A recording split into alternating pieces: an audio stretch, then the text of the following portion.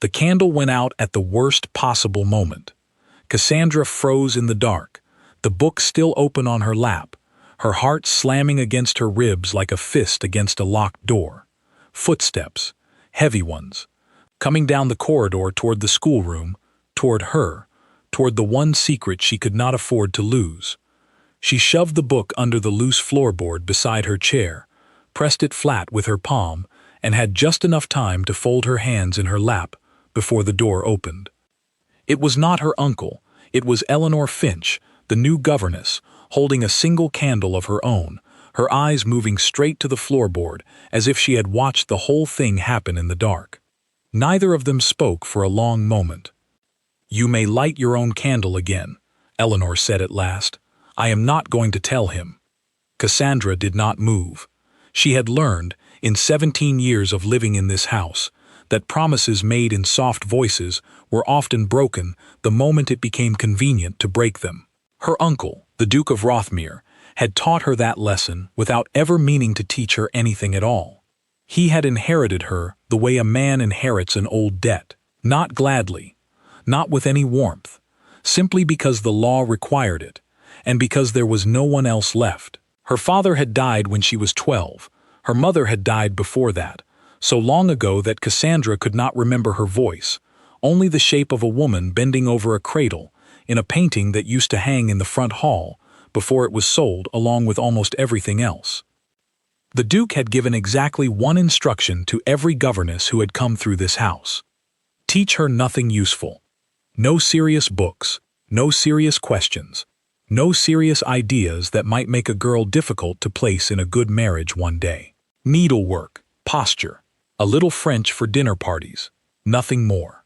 6 governesses had come and gone in 5 years, each one following the instruction to the letter, because each one understood that questioning a duke was a fast way to lose a position and a reference along with it. Cassandra had learned to read past their lessons in secret, old books from her father's library, saved from the lawyers who came to catalog the estate, hidden under floorboards and inside hat boxes, and once, memorably, inside a hollowed-out embroidery hoop that no one had thought to check. Eleanor crossed the room now and knelt beside the floorboard herself. She lifted it, took out the book, and looked at the cover in the candlelight. "Homer," she said, "in the original Greek." "It was my father's," Cassandra said quietly, before the lawyers took the rest. Eleanor did not scold her. She did not look shocked or disapproving, the way the last governess had when she found a book of philosophy hidden in a sewing basket and immediately reported it as evidence of Cassandra's poor character. Instead, Eleanor sat down on the floor in her plain gray dress, opened the book to the first page, and pointed to the first line. "Read it to me." Cassandra blinked. "You want me to read it aloud? I want to hear how far you've gotten on your own."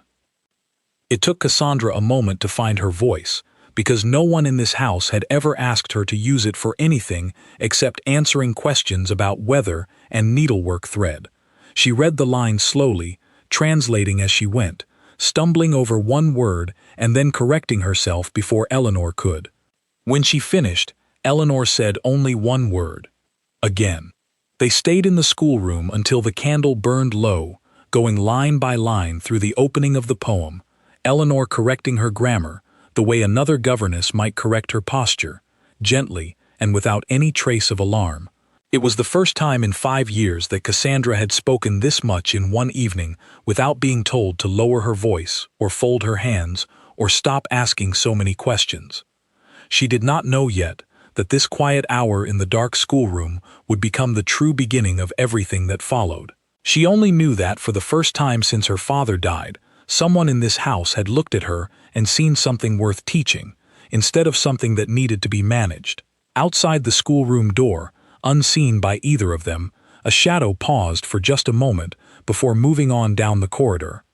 The next morning, the house returned to its usual order, the strict and careful order that the Duke of Rothmere preferred above almost everything else.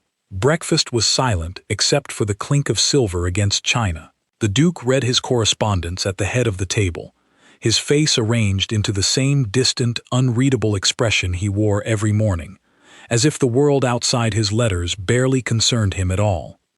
He was 31 years old, and he had been a duke for exactly 6 years, ever since his older brother's sudden death had handed him a title, an estate, a mountain of debt, and a young niece he had never expected to raise. He had not asked for any of it. He managed all of it the way a man manages an unwanted inheritance, with careful distance and very little affection, because affection, in his experience, was the quickest way for a man in his position to be taken advantage of. He had built his entire life around control. Control of the estate accounts, control of the tenants, control of the endless stream of relatives who wanted something from him, and, most of all, control of his own household. A niece who read too much, who asked too many questions, who developed opinions of her own, was a niece who would be difficult to place in marriage, and a niece who could not be placed in marriage was a problem that would follow him for the rest of his life. So he had given his instruction, and he expected it to be followed. He did not know, that morning, that it had already begun to fail. Eleanor arrived at breakfast a few minutes after Cassandra, dressed in the same plain gray she wore every day, her hair pinned back without any decoration. She took her seat at the far end of the table, the place reserved for governesses and companions, close enough to be present and far enough to be forgotten. "Miss Finch," the Duke said, without looking up from his letter, "I trust the lessons are proceeding as instructed." "Exactly as instructed, Your Grace," Eleanor said. It was not strictly speaking a lie. The needlework lessons continued. The deportment lessons continued. The French continued, precisely as ordered. What the Duke did not know, and what Eleanor had no intention of telling him, was that every one of those lessons had quietly grown a second layer underneath the first, like a house with a hidden room built inside its walls. Geography lessons now included questions about the governments of the countries being studied, and why some kingdoms grew wealthy while others fell into ruin. Scripture study, which the Duke had specifically approved as appropriate for a young lady, expanded to include long discussions about the philosophy hidden inside the old texts, discussions that Cassandra found herself thinking about long after the lesson ended. Even arithmetic, the most harmless subject imaginable, became a doorway into logic and reasoning that Cassandra had never been taught to use before. None of it looked like rebellion from the outside. That was the entire point. Cassandra kept her eyes on her plate during breakfast, the way she always did, careful not to draw her uncle's attention. She had learned long ago that being noticed by him rarely led anywhere good. He noticed mistakes. He noticed expenses. He noticed anything that threatened the careful order of his household. He rarely noticed her. She told herself she preferred it that way. It was not entirely true, but it was easier to believe than the alternative. Weeks passed in this quiet rhythm. Mornings of embroidery and posture, followed by the secret second half of every lesson, where Cassandra's mind was allowed to stretch in ways it had never been permitted to before. She devoured philosophy the way a starving person devours food, in great hungry mouthfuls, as if it might be taken away from her again before she had gotten enough of it. Eleanor watched her with something that looked almost like pride, though she was careful never to say so directly. Praise, in this house, had a way of drawing attention, and attention was the one thing they could not afford. Still, small changes began to show. Cassandra started speaking more at the dinner table, offering small opinions on the topics discussed by the Duke's occasional guests, opinions that were sharper and better formed than anyone expected from a girl who was supposed to know nothing beyond needlework and French. The Duke noticed this before he understood what it meant. One evening, a guest at dinner made an offhand comment about the foolishness of certain foreign policies, and Cassandra, without quite meaning to, corrected a small but important detail in his account of the matter. The table went quiet. The guest looked mildly startled. The Duke looked at his niece for a long moment, his expression unreadable, before changing the subject entirely. Later that night, alone in his study, with a glass of brandy he barely touched, he found himself thinking about that moment, more than he wanted to admit. He told himself it meant nothing. Governesses sometimes let small things slip through, harmless scraps of information a bright girl might pick up simply from being in the room during adult conversation. It did not mean the instruction had been broken. It did not mean anyone in his household had disobeyed him. He almost believed it. A few nights later, walking past the schoolroom on his way to his study, a habit so old and automatic that he barely noticed himself doing it anymore, he heard voices raised inside. Not shouting exactly, but something close to it. Passionate, urgent. Two voices arguing back and forth with the kind of energy usually reserved for men debating politics in a gentleman's club, not a governess and a 17-year-old girl discussing needlework. He stopped in the corridor, one hand resting against the wall, and listened. "You cannot simply dismiss the argument because you dislike the conclusion," Cassandra was saying, her voice sharp and clear in a way he had genuinely never heard from her before. If a government exists only to serve the comfort of the few at the very top, then it has already failed the purpose for which governments are meant to exist in the first place. "And what would you replace it with?" Eleanor answered, her tone equally alive, equally engaged. "A government cannot survive on ideals alone. It requires structure. It requires order. Order without justice is simply another word for control." The Duke stood very still in the dark corridor, his hand still pressed against the cold wall, and felt something shift inside his chest that he did not have a name for. This was not the voice of a girl who had been taught nothing useful. This was not the voice of a girl who spent her days on needlework and posture and French for dinner parties.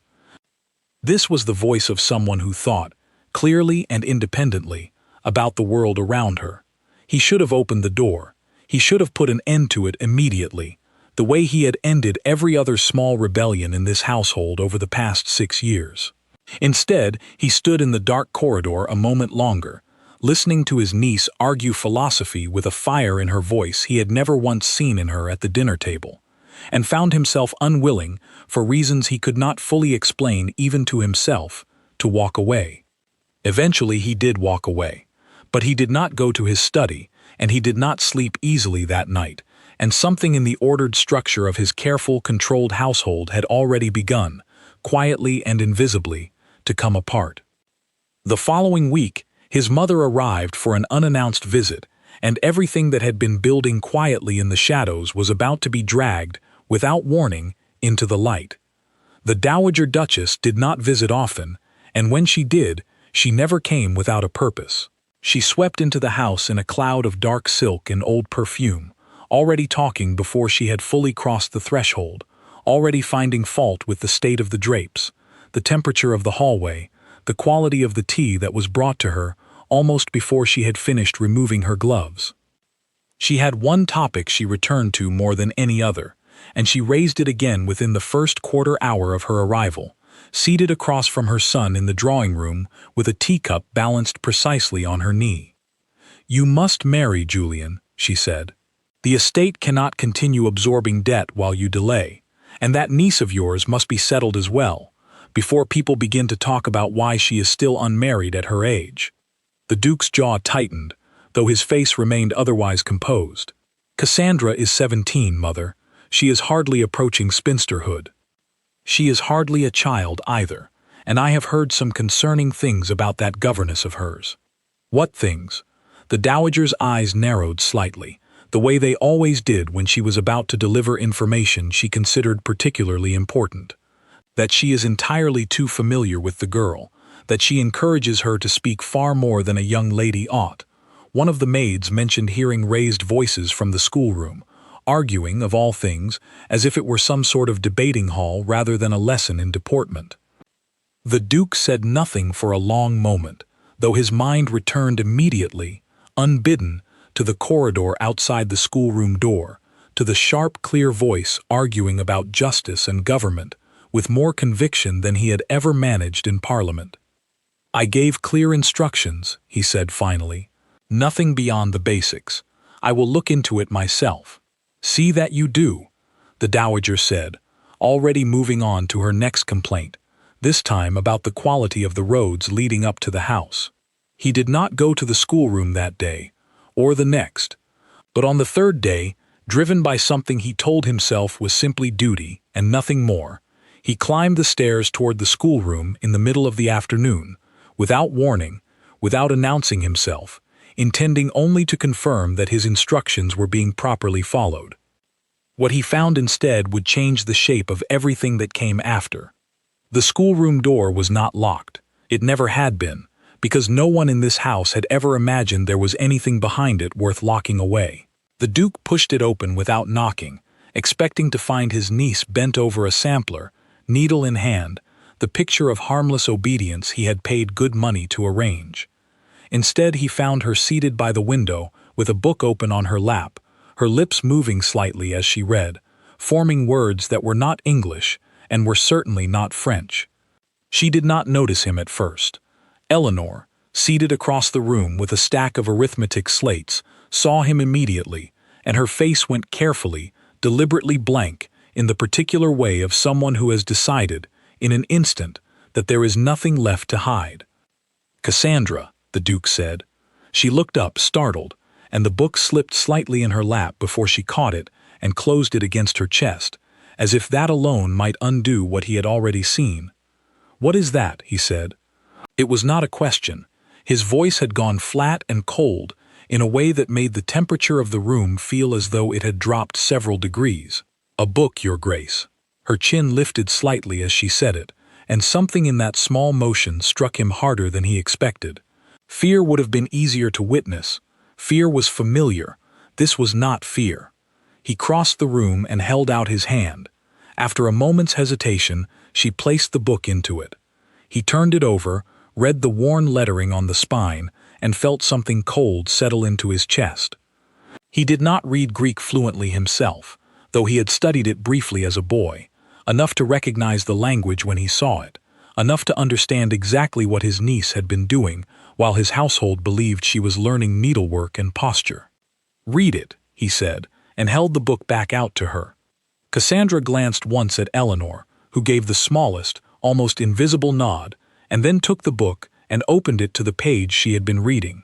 Her voice, when she began, was steady in a way that surprised him. She read the line aloud, then gave the translation without pause, without hesitation, the words falling from her with the ease of someone who had done this 100 times before, because she had.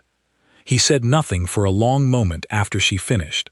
The silence stretched, heavy and strange, filled with something none of them had a name for. "How long," he said finally, "has this been going on?" "Longer than Miss Finch has been in this house," Cassandra said. "The books were my father's. I hid them long before she arrived. She only chose not to take them from me." The Duke turned to Eleanor, whose face remained composed, though her hands, folded in her lap, had gone very still. "You were given a clear instruction, Miss Finch. Needlework, deportment, French for social occasions, nothing more." "I followed that instruction exactly, Your Grace," Eleanor said. "Every lesson you approved was taught precisely as you required." "And the Greek?" "Was not forbidden by name," Eleanor said quietly, "only omitted from what was required. I did not believe silence on a subject was the same as a prohibition of it." It was, technically, an honest answer, and he could find no easy way to argue against its logic, which only made his anger burn brighter, because he understood, somewhere beneath the anger, that he had been outmaneuvered by a woman he had hired, specifically because he believed she would follow simple instructions without question. "You are dismissed from this house," he said, effective immediately. Eleanor rose from her chair without protest, without argument, gathering the arithmetic slates with steady hands, as if she had expected this outcome the very first day she chose to hand Cassandra that book, instead of confiscating it. "No." The word came from Cassandra, sharp and clear, cutting through the room before either adult could move toward the door. The Duke turned toward her, genuinely startled. In 5 years, in 6, in the entire time he had known her, she had never once raised her voice to him, never once contradicted an order he gave, never once looked at him the way she was looking at him now, with something that was not defiance exactly, but was not far from it either. "You will not dismiss her for teaching me something worth learning," Cassandra said. "If anyone is to be punished for this, punish me. She only gave me what I asked for." "You are a child," the Duke said. "You do not decide who is dismissed from this household." "I am 17, Cassandra said, and I have spent 5 years being taught nothing, exactly as you ordered, and in that time I learned more from stolen hours with a hidden book than I ever learned from any lesson approved by you. If that is a crime, then punish the book, punish me, but do not punish her for finally treating me like a person with a mind worth using." The room went very still. Even Eleanor, who had prepared herself for dismissal, had not prepared herself for this. The Duke stood in the center of the schoolroom, his niece's words hanging in the air between them, and felt, for the first time in longer than he could remember, entirely unsure of what to do next. He had built his household on control, on order, on instructions given and instructions followed without question. He had never once accounted for the possibility that the person he had least expected to challenge him would be the quiet, obedient niece he had barely bothered to know. "We will discuss this further," he said finally, which was not a resolution, only a retreat, and he knew it even as he said it. "Miss Finch will remain in the house until I have decided what is to be done. That is all." He turned and left the schoolroom without another word, and it was only once he reached the privacy of his own study, door closed firmly behind him, that he allowed himself to sit down heavily in his chair and press both hands against his face. He had come to the schoolroom expecting to confirm that his orders had been followed. Instead, he had discovered a stranger living inside the shape of a niece he thought he understood, and something about that discovery had rattled him far more deeply than any account ledger or unpaid debt ever had. That night, sleep did not come easily. He found himself thinking not of the broken instruction, not of the dismissed governess he had not yet fully dismissed, but of the sound of his niece's voice reading a foreign language aloud with total confidence, and the way she had looked at him afterward, chin lifted, entirely unafraid. He did not know what to do with a niece who was unafraid of him. He had never had to know before. The following morning, he did not summon Eleanor to discuss her dismissal. He did not summon Cassandra either. Instead, he rode out early to inspect a distant section of the estate that did not, strictly speaking, require his personal attention, and spent the entire ride turning over a single, uncomfortable question in his mind. If she had learned this much in secret, hidden away with stolen books and half an hour stolen from every lesson, what might she become if someone actually let her learn freely, without hiding, without fear of discovery? It was not a question he had ever expected to ask himself. It was not a question that fit comfortably inside the careful, ordered life he had built, and yet it followed him the entire ride, refusing to be dismissed the way he dismissed almost everything else that threatened his control. By the time he returned to the house that evening, he still had not decided what to do about Eleanor Finch.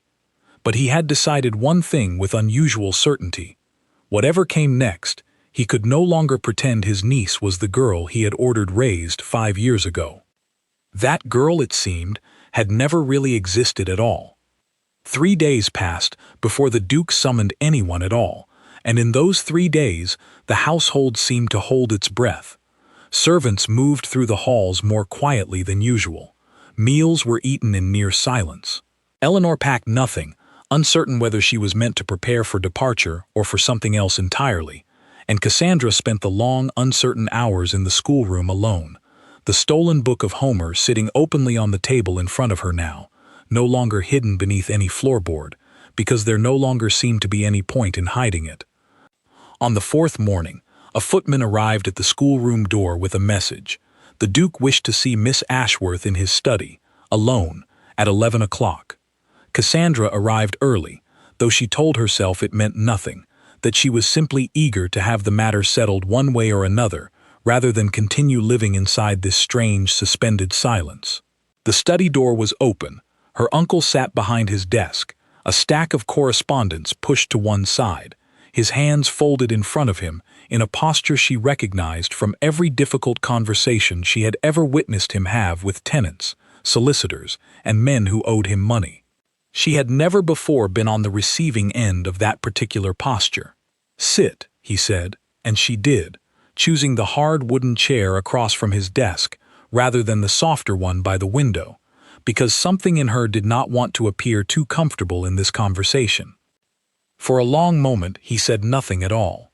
He simply looked at her, the way a man looks at a puzzle he has only just realized he has been solving incorrectly from the very beginning.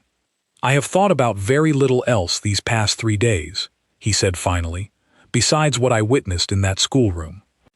"I imagine it was not what you expected to find." "No," he agreed, "it was not." He rose from his chair and walked to the window, looking out over the grounds with his back to her, the way he often did when he was choosing his words with unusual care. "When my brother died," he said, "I inherited a great many things I had not asked for. A title, an estate buried under more debt than I have ever admitted to anyone outside this room, and a niece I had met, perhaps a dozen times in my life, most of them at family gatherings where you sat quietly in a corner and said almost nothing at all." "I remember those gatherings," Cassandra said. "You never spoke to me either." He turned to look at her, something flickering across his face that might have been the beginning of shame, though he did not let it settle there for long. "No, I did not. I told myself I was giving you time to grieve your father. I told myself many things over the years to explain why I kept my distance from a girl I did not know how to raise." "And the instruction," Cassandra said, "teach her nothing useful. Was that also for my benefit?" His jaw tightened, and for a moment she thought he might retreat back into the cold, distant tone he had used in the schoolroom 3 days earlier.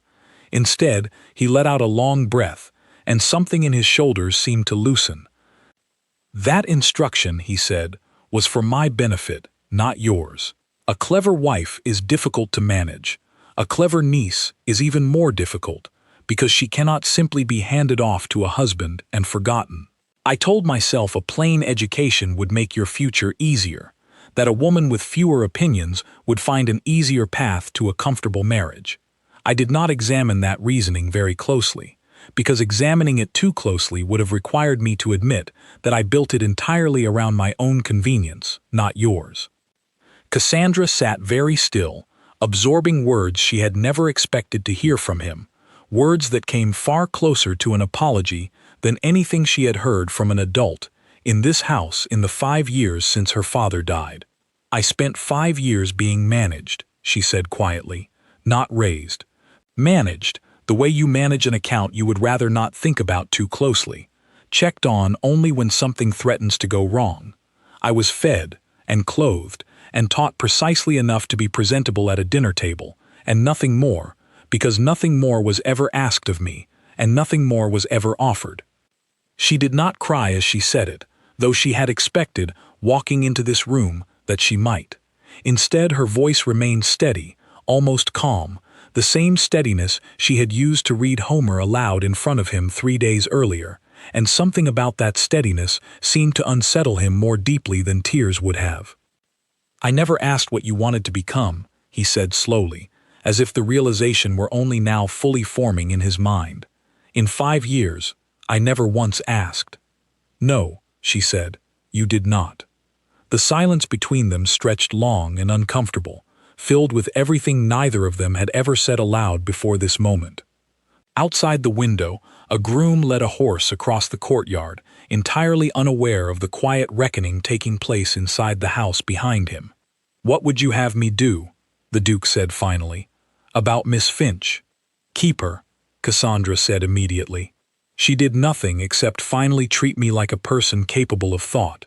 If you dismiss her for that, you will only be punishing the one person in this house who ever looked at me and saw something worth teaching." He considered this for a long moment, turning it over the way he turned over difficult decisions about the estate, weighing consequences she could not fully see from where she sat. "And if I keep her," he said, "what happens to the instruction I gave her? Do I simply pretend it was never given at all?" "You could ask her to teach me properly," Cassandra said, "not in secret, not hidden inside needlework and geography lessons disguised as something harmless. Properly, openly, whatever a tutor would teach a son in this house, if you had one." It was a bold request, bolder than anything she had ever said to him before, and she watched his face carefully as she said it, waiting for the flash of anger she half expected to see there.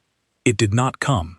Instead, something closer to consideration crossed his features, the same look he wore when weighing a difficult investment, uncertain of the outcome but unwilling to dismiss the possibility outright.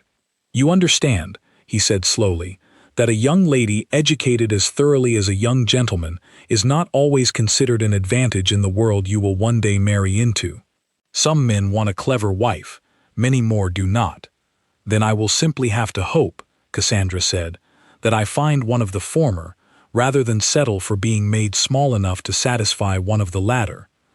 For the first time since she had entered the room, something that might almost have been the beginning of a smile touched the corner of the Duke's mouth, though he pressed his lips together, unwilling to let her see it fully formed. "You have your father's stubbornness," he said. "I remember that much about him, at least. I have very little else of his, since most of it was sold to pay debts, before I was old enough to keep any of it for myself." The comment landed harder than she perhaps intended, and she saw him absorb it, saw something in his expression flicker with what looked almost like guilt, though he did not comment on it directly.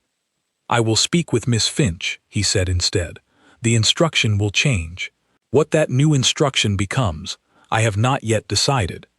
It was not everything Cassandra had hoped for, but it was more than she had expected walking into this room, and she rose from her chair understanding that something fundamental had shifted between them, even if neither of them yet knew exactly what shape it would take. She reached the door before his voice stopped her. "Cassandra." She turned. It was the first time in longer than she could remember that he had used her given name without any title or formality attached to it. "The book," he said. "The one you were reading, is it a good story?" The question caught her entirely off guard, coming as it did after everything else that had passed between them in the past quarter hour. For a moment, she simply stared at him, trying to determine whether he was mocking her or asking in earnest. "It is the greatest story ever written," she said finally. "A man spends 10 years trying to find his way home, facing monsters and gods, and his own mistakes at every turn, because the way home is never as simple as anyone expects it to be." The Duke considered this for a long moment. Something in his expression suggested the answer had touched a part of him he rarely allowed anyone to see. "Perhaps," he said quietly, "you might read some of it to me sometime. I confess my own Greek has grown rather rusty." It was not an apology. It was not quite an olive branch either, not fully, not yet. But it was something neither of them had offered the other in 5 years of careful, guarded distance, and Cassandra left the study that morning with the strange, unfamiliar sense that the ground beneath her feet, which had felt so fixed and unchangeable for so long, had just shifted into something new. Eleanor was reinstated by the end of that same week, though not with the same quiet, invisible instruction she had followed before. The Duke summoned her to his study as well, and though neither Cassandra nor Eleanor ever spoke in detail about what passed between them in that meeting, Eleanor emerged from it with an entirely new set of instructions, ones that included, for the first time, the words history, philosophy, and language listed openly and without disguise. The schoolroom changed after that. Slowly at first, then with growing confidence. Books that had once been hidden beneath floorboards now sat openly on the shelves. Lessons that had once required careful disguising now proceeded without any need for pretense. Cassandra studied openly, argued openly, and found, to her own quiet astonishment, that the sky did not fall in as a result. What surprised her most, in the weeks that followed, was not the change in her lessons, it was the change in her uncle. He began appearing at the schoolroom door in the evenings, not to inspect, not to enforce, but simply to listen. At first he stood in the doorway, with the awkward stiffness of a man entirely unaccustomed to entering rooms without a clear purpose. Gradually, he began to step inside, taking a seat near the window while Cassandra read aloud, occasionally asking a question about a passage, occasionally offering an observation of his own that revealed, more than he perhaps intended, an education of his own that had once been just as thorough as the one he had tried to deny her. Neither of them spoke of the schoolroom in front of his mother, whenever she visited. Neither of them needed to. Something had settled between uncle and niece that required no further explanation, only continued small proof, evening after evening, that the girl he had once ordered taught nothing useful had quietly become the one person in the house he most looked forward to speaking with. It was not friendship yet, not exactly. It was something closer to the very beginning of it, fragile and uncertain, built on stolen hours of reading and a floorboard that no longer needed to hide anything at all. But even as the household inside the schoolroom began slowly to heal, the pressures waiting just beyond its walls had not disappeared. The debts remained. The dowager's demands for a swift and profitable marriage remained. And somewhere beyond the quiet safety of the schoolroom, a decision was already being made that would soon test everything that had only just begun to change between them. The letter arrived on a gray morning, carried in by the same footman who had once summoned Cassandra to her uncle's study for the conversation that changed everything between them. This time, the letter was not for her. It was addressed to the Duke, sealed with the crest of a family Cassandra recognized only distantly, from dinner parties years earlier that had blurred together into a haze of polite conversation and careful posture. She learned of its contents that evening, when the Dowager Duchess arrived unannounced once again, this time trailing an energy that felt sharper and more urgent than her usual complaints about drapes and roads. "Lord Ashcombe has written," the Dowager announced, settling into the drawing-room chair as though she owned it, which in some sense she still believed she did. "He has expressed interest in Cassandra. A very advantageous match, Julian. His family holds enough land to settle every debt this estate carries within a single year." Cassandra, standing near the doorway with a book still tucked against her side out of habit, felt the floor tilt slightly beneath her feet. "Lord Ashcombe," she repeated, "the man who spoke for 20 minutes at the Pemberton dinner about the proper temperature for serving soup." "He is a respectable man of considerable means," the Dowager said, unbothered. "Respectability and soup temperatures are not mutually exclusive, my dear." The Duke's expression had gone carefully neutral, the same expression he wore when reviewing accounts that troubled him more than he wished to admit. "The estate's debts are indeed pressing," he said slowly. "A match of this kind would resolve a great deal." "Then it is settled," the Dowager said, already reaching for her tea. "I shall write to Lord Ashcombe's mother in the morning." "It is not settled," Cassandra said. The room went quiet. The Dowager set down her teacup with a small, precise click against its saucer and turned to look at her granddaughter's ward as though a piece of furniture had just spoken. "I beg your pardon?" "I said it is not settled," Cassandra repeated, her voice steady despite the pounding in her chest. "I have not been consulted. I have not met the man beyond a single dinner, and I will not be handed to him simply because his family's land happens to solve a problem that is not mine to solve. Every young lady's marriage solves problems that are not entirely her own," the Dowager said, her tone sharpening now. "That is the nature of marriage among families such as ours. Sentiment is a luxury for those without responsibilities." "Then perhaps," Cassandra said, "I would rather have fewer responsibilities and more say in my own future." The Dowager turned sharply to her son, her expression demanding he intervene, demanding he silence this unexpected defiance the way he would have silenced it without hesitation only months earlier. The Duke, however, said nothing for a long moment, his eyes moving from his mother to his niece and back again, weighing something Cassandra could not quite read. "We will discuss this further as a family," he said finally, "once tempers have settled. Mother, I thank you for bringing the matter to my attention. I will consider it carefully." It was not the firm refusal Cassandra had hoped for, and it was not the immediate agreement the Dowager had expected either, and the resulting silence in the drawing-room felt heavier than either outcome would have. That night, Cassandra could not sleep.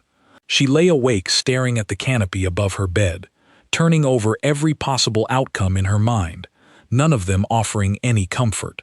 She thought of the schoolroom, of the evenings her uncle now spent listening to her read, of the strange, fragile understanding that had grown between them over the past months. She wondered if all of it would simply be swept aside the moment the estate's debts required a more permanent solution. She rose before dawn, dressed quietly, and made her way to the one place in the house that had always felt safest to her, even during the years when safety had meant hiding rather than belonging. The schoolroom was empty at that hour, the early light barely beginning to touch the windows. She sat by the same chair where she had once hidden a book beneath a floorboard, and waited, though she was not entirely certain what she was waiting for. Her uncle found her there an hour later, still in his dressing gown, looking as though he too had slept very little. "I could not stop thinking about last night," he said, without any greeting, taking the chair across from her, the way he had begun to do most evenings over the past months. "About what you said, about what my mother said, about which of you was right, and which do you believe was right?" He was quiet for a long moment, his hands folded in his lap, staring at some point on the floor between them, as though the answer might be written there. "I built this household around control," he said finally, "around the belief that careful management of every variable, every risk, every possible complication, was the surest path to security. I applied that belief to the estate. I applied it to the tenants, and when your father died, I applied it to you as well, because a girl left to think and choose freely felt, to me, like one more unmanaged risk in a life already full of them. And now?"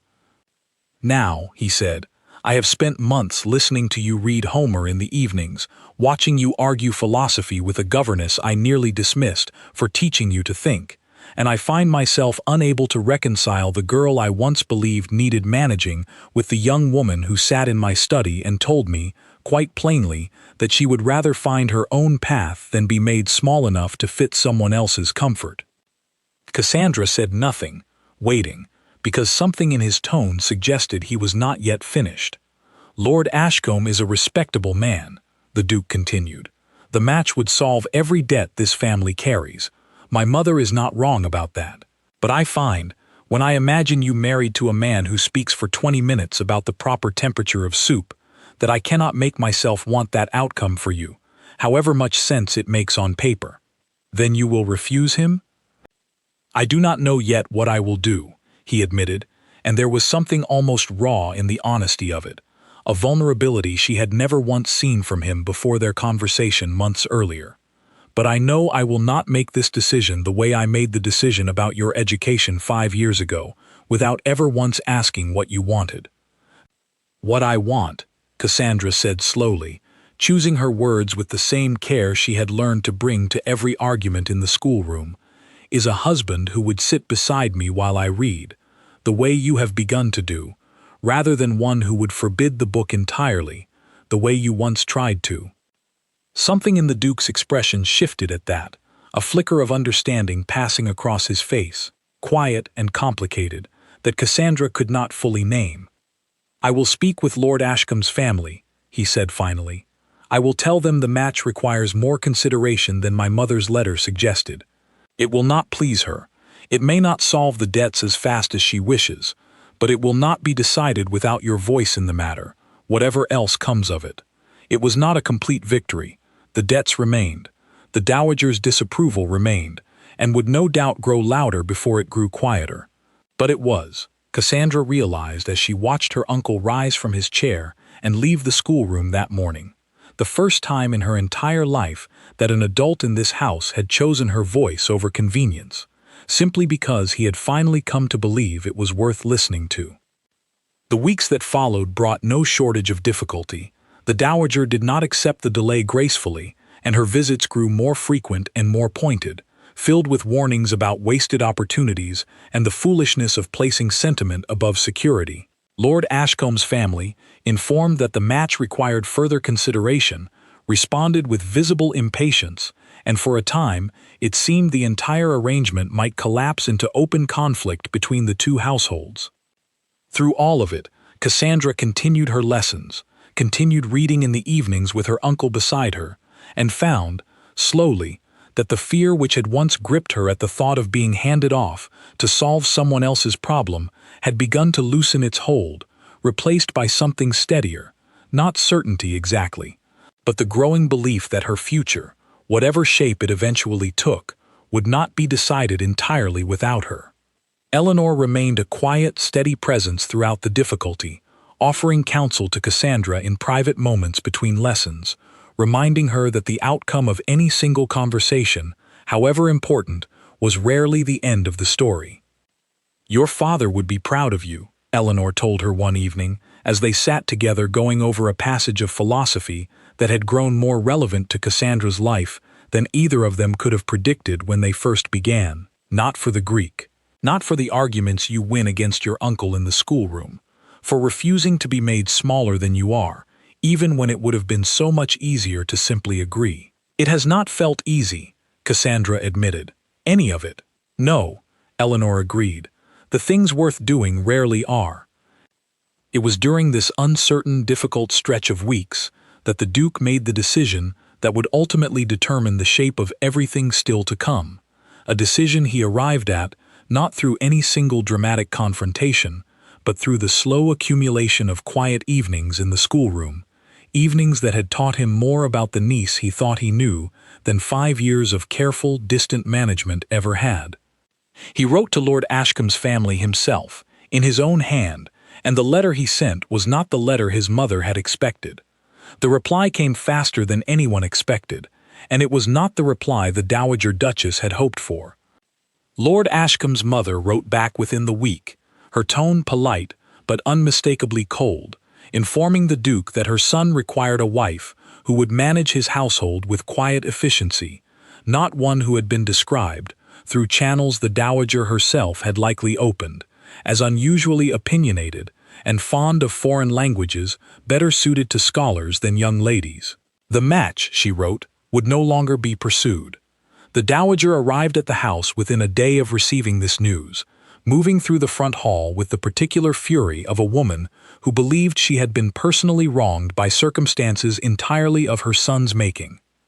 "You have ruined it," she said, sweeping into the study without waiting to be announced.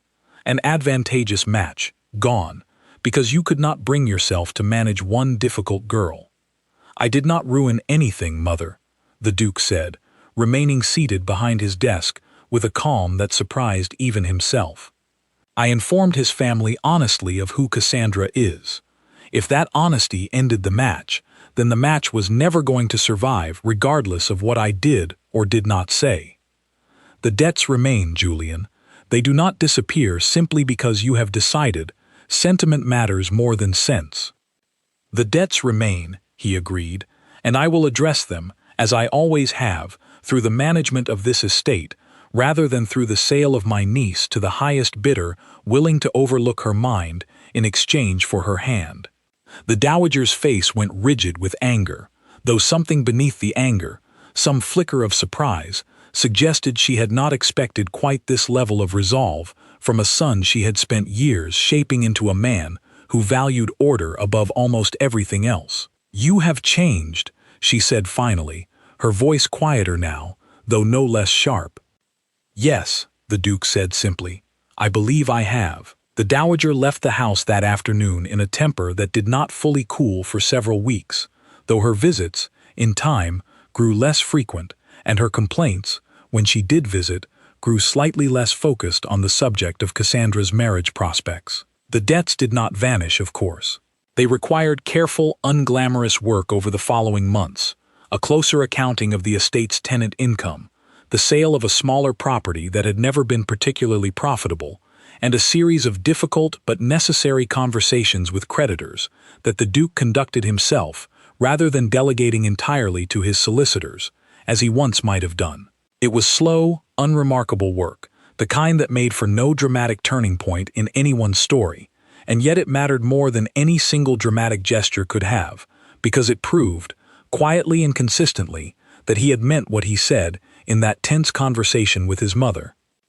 Cassandra, in turn, continued her education with a freedom she had never once imagined possible during her earlier years in this house. The schoolroom, which had once been a place of careful disguise and hidden books, became instead the true center of the household, a place where lessons in history and philosophy and language were conducted openly, without shame, without the need for pretense. She grew, over the following months, into someone increasingly comfortable in her own voice, someone who no longer flinched at the thought of being noticed, because being noticed no longer meant being managed or dismissed. She began attending small gatherings with her uncle, not as an ornament to be displayed and quietly assessed by potential suitors, but as a young woman capable of holding her own in conversation about matters far beyond needlework and weather.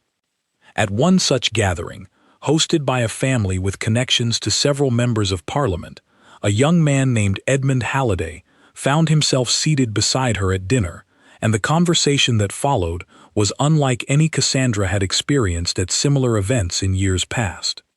He asked her opinion, not as a polite formality expected of dinner conversation, but as though he genuinely wanted to hear it. When she offered a view on a recent debate in Parliament regarding tenant rights, he did not change the subject or offer a dismissive smile the way so many men before him had done. Instead, he engaged with her argument directly, challenging one point, agreeing with another, and by the end of the meal, Cassandra found herself more animated in conversation than she had been at any gathering since her lessons had first begun, to expand beyond needlework and posture. The Duke, watching from further down the table, noticed the exchange with an expression that was difficult to read, though it was not the cold, controlling wariness he might once have shown toward any young man showing interest in his niece. Later that evening, riding home in the carriage, he raised the subject carefully. "Mr. Halliday seemed quite taken with your views on tenant rights," he said. "He asked my opinion and then listened to the answer," Cassandra said. "It has been a rare enough experience that I confess I noticed it." "Would you object?" the Duke said slowly, choosing his words with evident care. "If I permitted him to call on you, properly, with your consent required at every step, rather than arrange the way my mother once hoped to arrange things with Lord Ashcombe?" Cassandra considered this for a long moment, watching the passing countryside through the carriage window, thinking of everything that had changed since the night she had hidden a book beneath a floorboard in fear of discovery.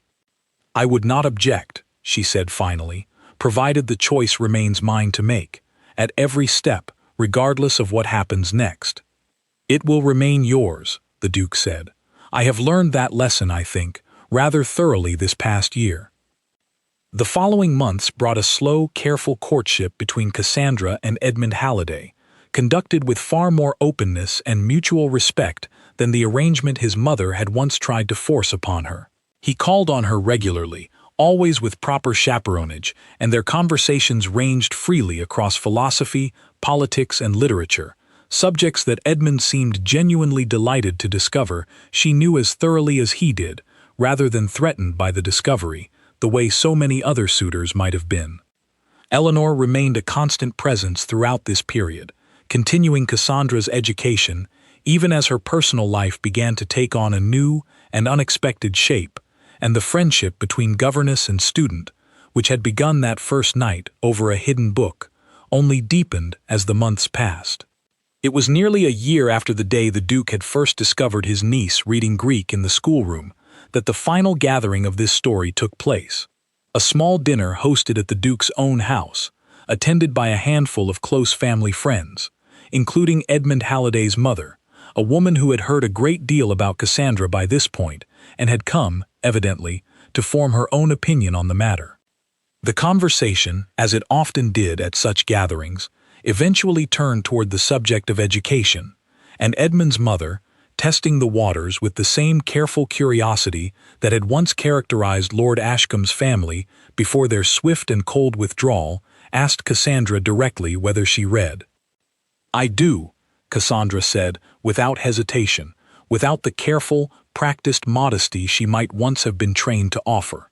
"Greek, Latin, a fair amount of philosophy, and enough political history to have formed several opinions I suspect not every gentleman in this room would agree with." There was a small, tense pause around the table, the kind of pause that had once, in another house, in another arrangement, signaled the end of a promising match before it had properly begun. Edmund's mother, however, did not react with the cold withdrawal Lord Ashcombe's family had shown. Instead, something like genuine interest crossed her face. "And which opinions," she asked, "do you suspect the gentlemen present might disagree with?" Cassandra smiled and answered plainly, without flinching, and the conversation that followed was lively and engaged rather than stilted and cautious. A conversation Cassandra could not have imagined herself capable of holding with such ease only a year earlier. Across the table, the Duke watched his niece speak with the same confident clarity she had once reserved only for arguments in the privacy of the schoolroom, now offered openly, without fear, in front of the very people whose approval had once seemed to determine her entire future. He did not correct her. He did not attempt to soften her words or redirect the conversation towards safer, more conventional subjects, the way he might once have felt obligated to do.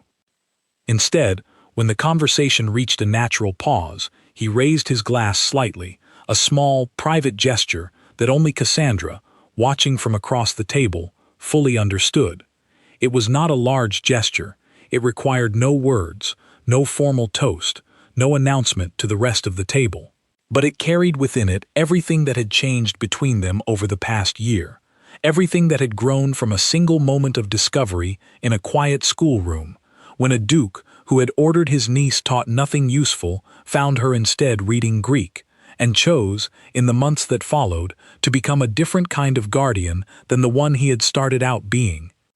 After the guests departed that evening, Cassandra found her way, as she often did now, to the schoolroom, which had long since been reclassified, at her uncle's own quiet insistence, as a proper library rather than a room for lessons alone.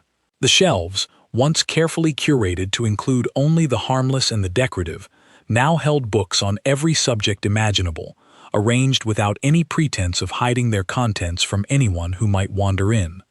She settled into the same chair by the window where she had once hidden Homer, beneath a loose floorboard, the same chair where Eleanor had first knelt beside her and asked her to read a stolen line aloud rather than confiscate it entirely. The floorboard, she noticed, had been quietly repaired at some point over the past year, the loose board replaced with one that fit properly, requiring no book, no secret, no fear of discovery ever again.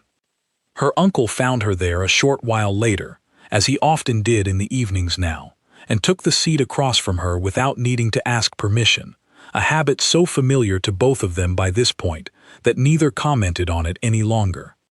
"Edmund's mother asked me, before she left, whether I approved of your unusual education," he said, settling into the chair with the ease of a man who had grown genuinely comfortable in this room, rather than merely dutiful. "And what did you tell her?" "I told her," the Duke said, "that I had once ordered you taught nothing useful, and that it remains the single worst instruction I have ever given in my entire life, because everything useful you know, you learned in spite of me, rather than because of me." "That is not entirely true," Cassandra said. "You changed the instruction eventually. You sat in this room, evening after evening, and listened, even when it would have been easier to walk away and pretend none of it concerned you." "Perhaps," he admitted, "though I confess, it took me far longer than it should have to understand that a mind worth managing is worth so much less than a mind worth trusting." Cassandra reached for the book on the table beside her, the same worn copy of Homer that had started everything, its cover softened now by a year of open, unashamed reading rather than years of careful hiding. "Shall I read to you?" she asked, "or has your Greek finally improved enough that you no longer require my help?" "My Greek," the Duke said, settling back into his chair with something close to real contentment, "remains exactly as rusty as it was the first time I asked, and I find I do not mind the excuse to hear you read it nearly as much as I once expected to." Cassandra opened the book to the passage they had left unfinished the evening before, and began to read aloud, her voice steady and clear in the quiet library that had once been a schoolroom built for hiding rather than for learning. Outside the window, the last light of evening settled gently over the grounds, and inside the room, uncle and niece sat together, neither of them the same people they had been the night a candle went out and a book was hidden beneath a floorboard in fear. The order had once been to teach her nothing useful. In the end, she had learned everything that mattered, and taught her uncle, quietly and without ever meaning to, something just as important in return.